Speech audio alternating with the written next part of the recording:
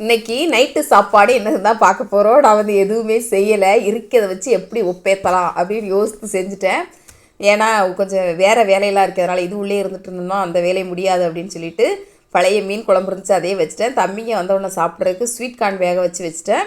அதுக்கப்புறமா கொஞ்சம் தக்காளியும் பூண்டும் போட்டு செஞ்ச ஊறுகாய் ஒருத்தங்க கொடுத்துருந்தாங்கள்ல, ஊறுகாய் சட்னி அப்படி வேணால் வச்சுக்கலாம். அதை வச்சு தொட்டு சாப்பிடுவாங்களான்னு தம்பிங்க கேட்கலாம். இல்லைன்னா வந்தால் தேங்காய் சட்னி வச்சு தோசை ஊற்றி கொடுத்துக்கலான்னா அந்த சட்னியை வச்சுருக்கேன். அடுத்தது வாட்டர் மெலன் கட் பண்ணி வச்சுருக்கேன். அவ்வளோதான். அதுக்கப்புறமா தம்பிங்க வந்ததும் கேட்டேன், தேங்காய் சட்னி வைக்கட்டாமா, இதை வச்சு சாப்பிட்றீங்களான்னு. அந்த மீன் குழம்பும் அந்த ஊறுகாயும் வச்சு சாப்பிட்டுக்கிறேன்னு சொல்லிட்டாங்க. கணவர் கையில் மீன் குழம்பும் சின்னவர் கொஞ்சமாக எடுத்துக்கிட்டாரு. மற்றபடி அந்த ஊறுகாயை வச்சு 3 பேருமா அட்ஜஸ்ட் பண்ணி சாப்பிட்டுக்கிட்டாங்க. அதனால் வந்து எனக்கு பிரச்சனை இல்லைன்ட்டு நான் தோசையே சுட்டு கொடுத்தாச்சு. கொஞ்சமாக நெய் ஊற்றி கொடுத்தா அவங்களுக்கு போதும், சாப்பிட்டுக்குவாங்க தம்பிங்க.